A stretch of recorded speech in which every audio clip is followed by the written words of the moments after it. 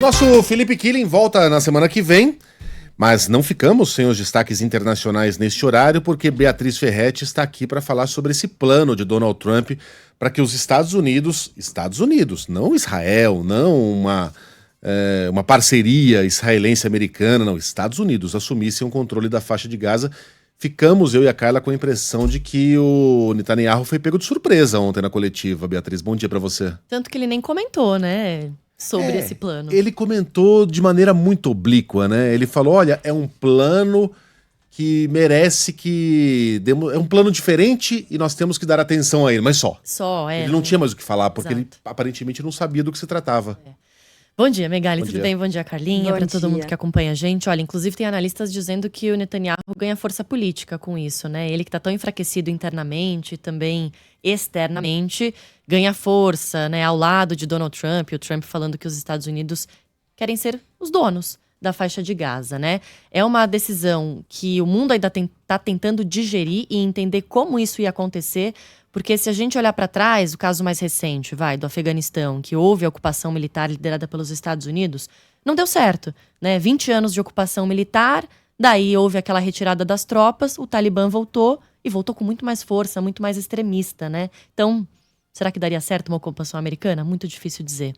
Fato é que o território da faixa de Gaza está completamente destruído depois de 16 meses de guerra. Mais de 47 mil palestinos morreram, 2/3 dos edifícios foram danificados ou totalmente destruídos, e a ONU estima que sejam necessários 50 bilhões de dólares, pelo menos, para a reconstrução. Reconstrução essa que, claro, teria de ter o apoio internacional. Como fazer isso? Quando fazer isso? Tudo seria discutido nas fases 2 e 3 do acordo de cessar-fogo, que começou no mês passado entre Israel e Hamas, e a expectativa era de que Trump e Netanyahu ontem na Casa Branca falassem sobre essas próximas fases. Mas nem citaram, né? Porque justamente a entrevista coletiva foi focada nessa declaração forte de Trump de que os Estados Unidos podem controlar o território palestino. E aí ele disse o seguinte, né? Eu separei aqui alguns trechos, abre aspas. Em vez de os palestinos terem que voltar e reconstruir a faixa de Gaza, os Estados Unidos vão assumir a faixa de Gaza. E vamos fazer algo com ela, vamos tomar conta. Ter aquele pedaço de terra, desenvolvê-lo, criar milhares de empregos, vai ser realmente magnífico. Fecha aspas. Isso vem depois de outras declarações de Trump sobre a retirada dos palestinos de lá. Antes ele falava de forma temporária. Agora ele prevê uma remoção definitiva dos palestinos da faixa de Gaza e enviar essa população para países como Egito e Jordânia. Se esses países vão concordar, acho difícil. Se os palestinos querem sair de lá, com certeza não. Pelo menos a maioria não, né? E aí a gente teve reações internacionais, a começar pelo próprio Hamas, o grupo extremista que controla a faixa de Gaza. O líder dele, o alto funcionário atual do Hamas, deu uma declaração rejeitando veementemente a fala de Donald Trump sobre a deportação do povo palestino e sobre o controle dos Estados Unidos em Gaza. Ele falou que as declarações refletem uma confusão e uma profunda ignorância sobre a Palestina e a região. E aí ele falou, Gaza certamente não é uma terra comum e não é uma propriedade que pode ser comprada ou vendida. O preconceito americano em relação a Israel e contra o nosso povo palestino continua e é confirmado por tais declarações. Ele também disse que o Trump acaba colocando lenha na fogueira, gerando caos, propondo um plano absurdo como esse. Nações árabes também se manifestaram, como, por exemplo, a Arábia Saudita. Condenou esse plano, diz que é contra a remoção forçada de palestinos de Gaza. Lembrando que a Arábia Saudita é o principal aliado dos Estados Unidos, né? Ou se não, um dos, além de Israel, ali na região do Oriente Médio, e estava ensaiando uma aproximação com Israel, a começar, né, ali, ainda na primeira gestão de Donald Trump. Trump estava tentando normalizar as relações diplomáticas entre Israel e a Arábia Saudita. Isso ficou meio suspenso durante a gestão de Biden. E com esse novo posicionamento de Trump, talvez essa aproximação possa ser mais afetada, porque a Arábia Saudita diz que não vai querer conversar com Israel se esse plano for para frente. Curiosamente, o Donald Trump lançou um plano no seu primeiro governo considerado bastante razoável para um acordo de paz na região. Teve apoio da Arábia Saudita, teve apoio de vários outros países. Poderia até ter sido bem sucedido.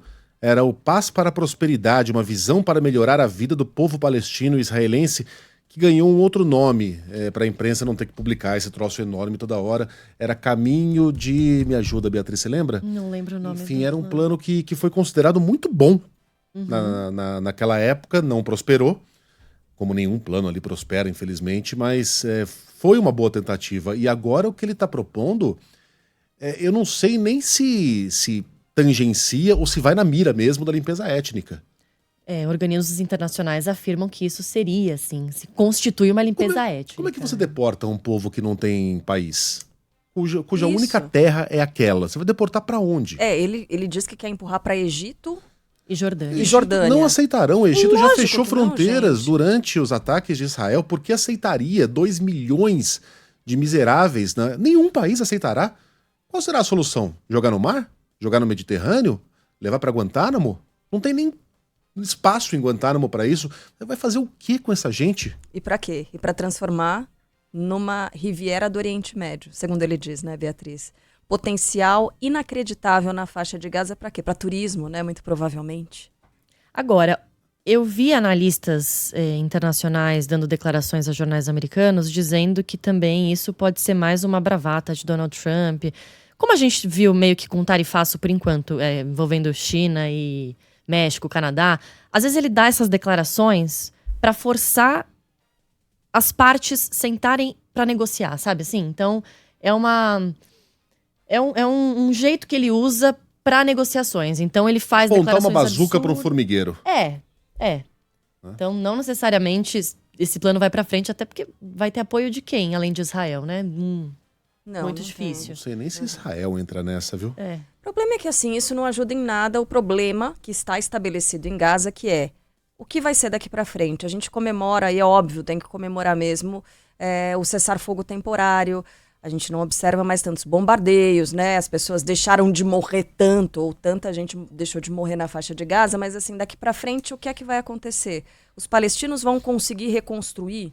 Eles não têm nenhum recurso.